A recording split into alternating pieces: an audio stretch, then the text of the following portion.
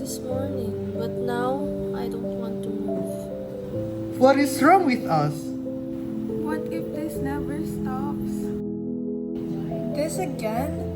Oh, let's stay positive, guys. Now let's introduce the members of Inside My Mind. I'm Nikki. And I'm Joy. I'm Candice. And I am sadness. I'm Chloe. And I'm Disgust. I'm Howard. And I'm Amber. I'm Oliana. And I'm Fear. So what you just heard is a glimpse of what it's like inside the mind of someone with bipolar disorder. It may sound confusing, maybe even dramatic, but for millions of people, it's real life. In this podcast, we'll combine personal insights and facts to better understand what bipolar disorder really is. Let's begin with the basics. Bipolar disorder is not just about being moody. Hindi ito basta-basta mood swings lang.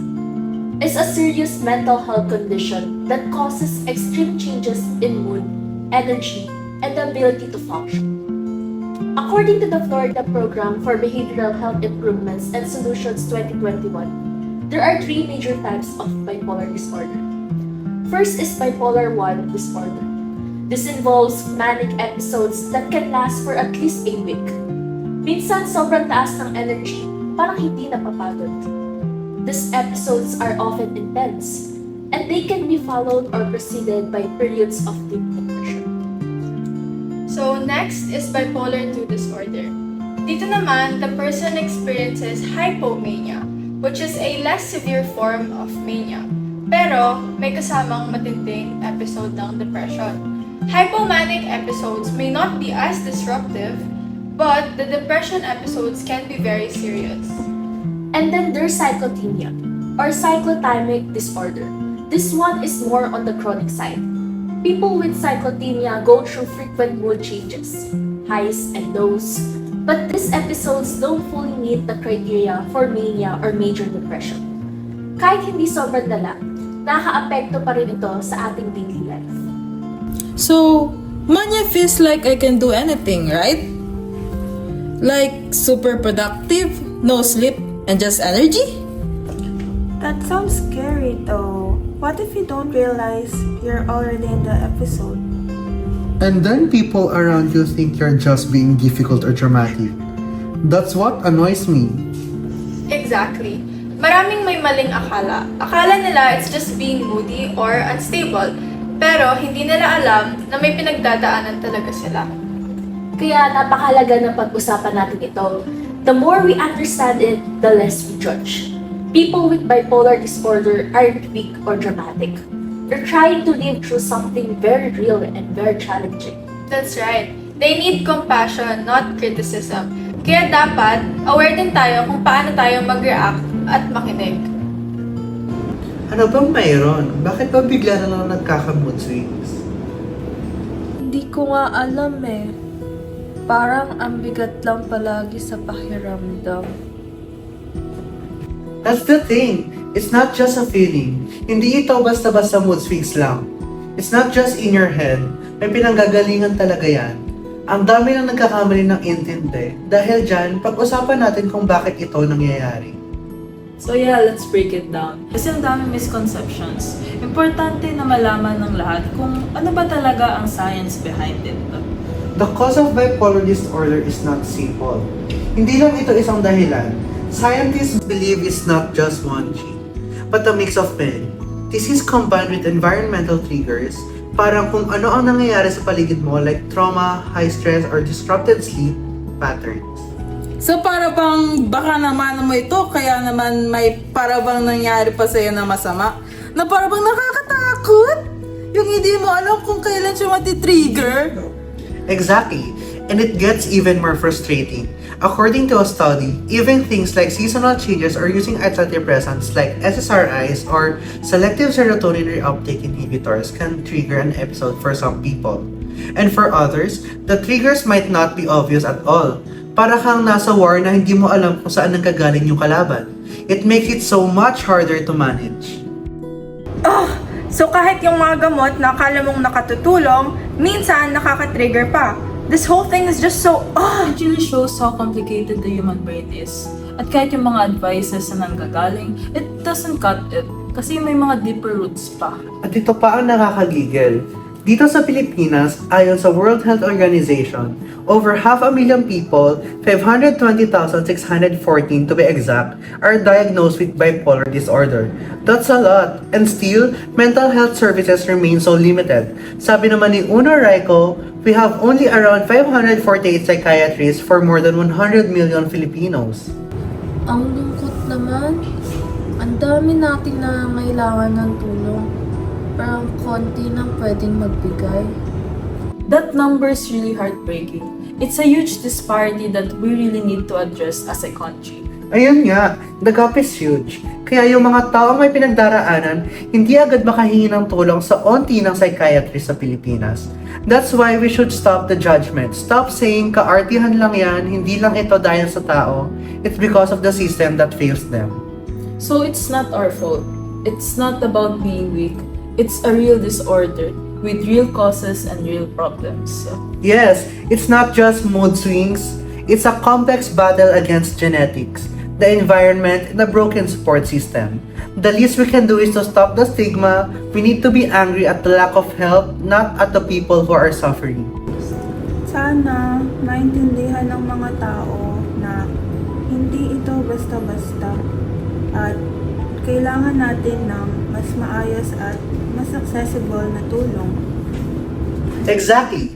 The more we understand the real causes, the less room there is for judgment, and the more we can fight for better support. Yan ang dapat nating pagtuunan ng galit, hindi yung mga taong may sakit. When people hear the words bipolar disorder, they often think it's just sudden mood changes like happy then sad, but it's way more than complicated than that. Exactly. People love throwing that term around like it's just arte or overreaction, but diagnosis, it's a real process. Hindi lang siya basta hula. Right. And according to WebMD 2024, diagnosis involves tracking symptoms over time. Mental health professionals conduct interviews, check mood patterns, and look into family history before making any diagnosis. It takes time and deep observation. And that's what frustrates me. People say, mood swings lang yan, without realizing the amount of effort it takes just to understand yourself. Imagine living with that confusion, tapos hindi ka pa maintindihan ng iba. Ang hirap na. Especially kapag ikaw mismo nalilito sa nararamdaman mo. But once you get the diagnosis, at least meron ng clarity, di ba? Di ba? There's a name for it, and that means there's a way to manage it. Exactly. And once diagnosed, treatment is the next step. But it's not one size fits all. Some people respond well to lithium, others to valproate, but some stop taking meds the moment they feel okay. Tapos boom! Nag-relapse. That's why consistency is non-negotiable. And let's be real, minsan may stigma pa rin sa pag-inom ng gamot. Like, people judge you for it. That needs to change. Totoo, side effects can be scary, but having a control over your emotions, that's even scarier. Taking medication, it isn't weakness. It's a strength. You're choosing stability. You're choosing a future. And therapy helps too. It helps you recognize your triggers, understanding yourself better, and learning coping strategies. Therapy really helped me understand na hindi ko kasalanan. I just needed the tools. Yes, and let's end the shame around therapy. Therapy is brain training. It builds emotional muscles. Everyone should normalize it. Bipolar disorder may not be curable, but with proper treatment and support, living a meaningful, healthy lifestyle is absolutely possible. Now that we've talked about diagnosis and treatment, let's focus on the experience of living with bipolar disorder. Episodes can be extreme, from mania when you're hyper, impulsive, sleepless, to depression where you feel exhausted and hopeless. Totoo, nakakatakot talaga. Ang hirap isipin na may days na sobrang taas ng energy mo, tapos may days na parang ayaw mo nang bumangon.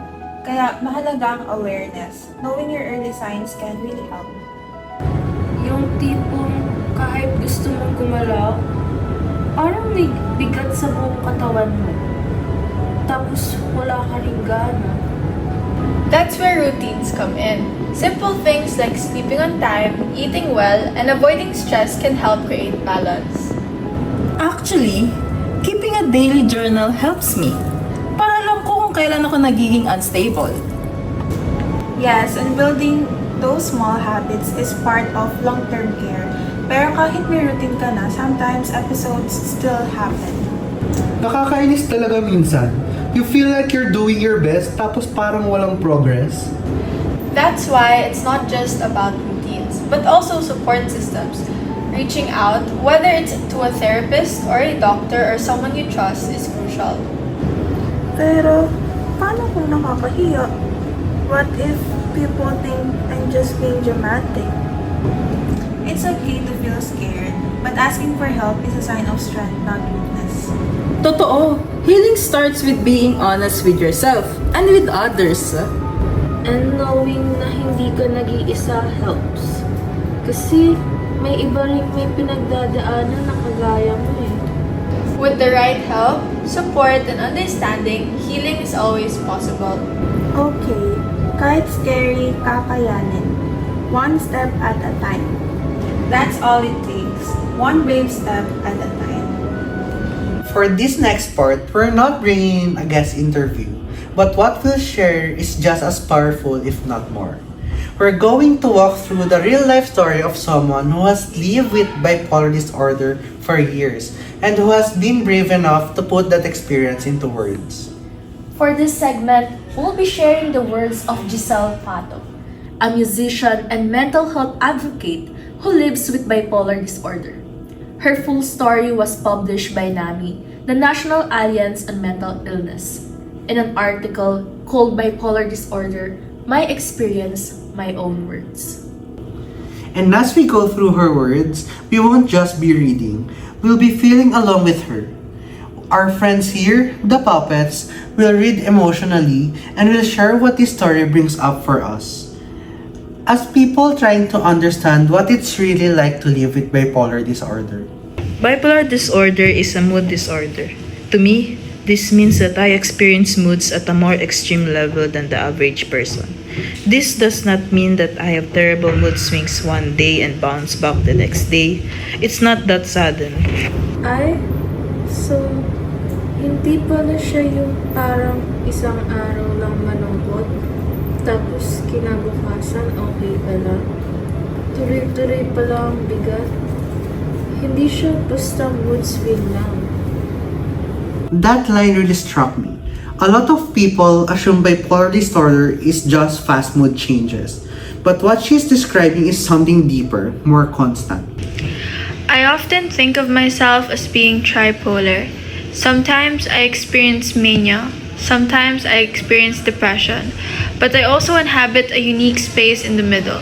Being bipolar is like being a seesaw. And I don't mean that my illness is like sitting on a certain side of the seesaw. I am referring to the seesaw itself. Parang ang gulo. Ikaw mismo yung siso. Ang hirap nun. Parang kahit wala kang ginagawa, pinipilit mong i-balance yung sarili mo. Nakakatakot yung pakiramdam na hindi mo alam kung kailan ka tataas o babagsak. It's a powerful image. Imagine feeling like your whole self is constantly trying to stay in balance. Not just your emotions, but you. The pressure must be exhausting. During a depressive episode, I feel emotionally drained and tired. When I was in school, I had no motivation to get up and go to class and would stay in bed the whole weekend. I would not be able to get any homework done. This vicious cycle took a toll on my grades, my social life, everything.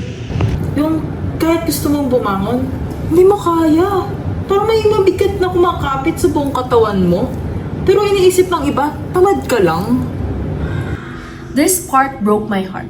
Students like Giselle go through so much quietly, and people around them just see the missed deadlines, not the pain behind it. Fighting a mental illness is more than just a battle. It's a process that takes time and patience. Time brings understanding and heals intangible wounds like no other medicine. Ang ganda nun! Hindi lang gamot ang lunas. Minsan kailangan lang ng oras at ng mga taong willing maghintay at umintindi. Giselle's story reminds us people with bipolar disorder aren't weak. They're warriors. And healing doesn't always look like a cure. Sometimes it looks like surviving one day at a time. Dapat itigil na talaga ang pag-joke tungkol sa bipolar. Hindi ito biro, hindi ito mood swings lang. Yes, and to those listening, if you've ever felt misunderstood or alone in your mental health journey, please know this. You are not the only one. May taong tulad ni Giselle, may mga taong handang makinig. And just like Giselle, you can find your own rhythm. Kahit pa mabagal, kahit pa ulit-ulit, what matters is that you keep going. Honestly, before this, I didn't really get what bipolar disorder truly meant. I used to think it was just mood swings, like being super happy, then suddenly sad. But now, I see it differently. It's not just about emotions flipping, it's about trying to survive when your own mind feels out of your control. What hit me the most was how people go through this every day, and yet they still show up, still try. That takes so much strength. And the sad part, sometimes the world makes them feel like they're just being too much or overreacting. Learning all this made me realize how powerful empathy is. We don't always have to understand everything, but we can choose to be kind.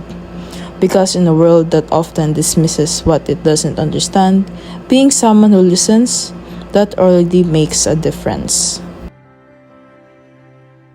Doing this podcast made me realize how little we actually understand bipolar disorder.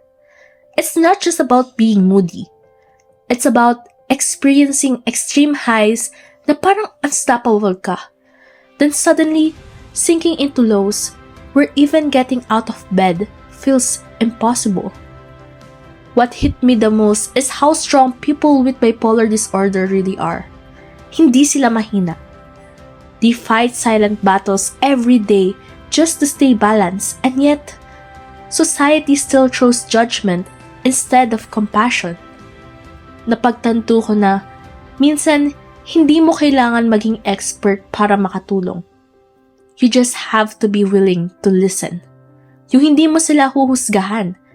Because at the end of the day, we all need someone. And they deserve the same care, support, and respect as anyone else. Working on this podcast opened my eyes in ways I didn't expect. At first, we were just going to explain what bipolar disorder is, but as we went deeper, it became so much more than that. Each part, from the science to the personal stories, made me realize how misunderstood this disorder is, and how deeply it affects people, not only how they go about their days, but also the way their lives are almost out of their control each day. I felt sadness and fear, but as well as hope. All while hearing these voices and stories, it reminded me that behind every diagnosis, behind those involved in treatments, and those behind these stories, both heard and most especially those left unheard, is a human being trying their best to cope and survive within the circumstances that they did not ask for. Doing this podcast made me more compassionate and more aware and more determined to help end the stigma and to be one of those who will help them feel understood and heard. And most of all, it made me realize how powerful it is to listen and to speak up. Personally, I really enjoy doing this podcast. The topic of bipolar disorder wasn't just something we read about. As we went through each line and tackled different phases, I found myself learning deeply. I didn't realize how serious and complex bipolar disorder truly is until we started breaking it down. It made me more aware of what people silently go through. This whole experience reminded me how important it is to stay informed, to be kind, and always look beyond what we first see in someone. Before working on this podcast, I honestly thought bipolar disorder was just mood swings, like happy now, sad later. But after hearing everything, I realized it's much deeper. It's not just mood swings, and it's definitely not arte lang. People living with bipolar disorder go through real emotional highs and devastating lows. And the scariest part, most of them don't even get the help they need. In the Philippines, there are only about 548 psychiatrists for over 100 million Filipino. That's not enough. What struck me the most was how often we judge without knowing the full story. This podcast made me realize how important it is to show more compassion and less criticism. Bipolar disorder is real. It's not arte. It's not drama. It's a battle. And the least we can do is stand with those who are fighting it. Hope isn't the cure, but it's a start. You're not your worst days. You still matter. It's okay to ask for help. You're not weak. Mental health matters, period. Let's speak up and fight stigma. Understand? Listen. Support. Speak. Care. Thanks for listening to Inside My Mind. Bye!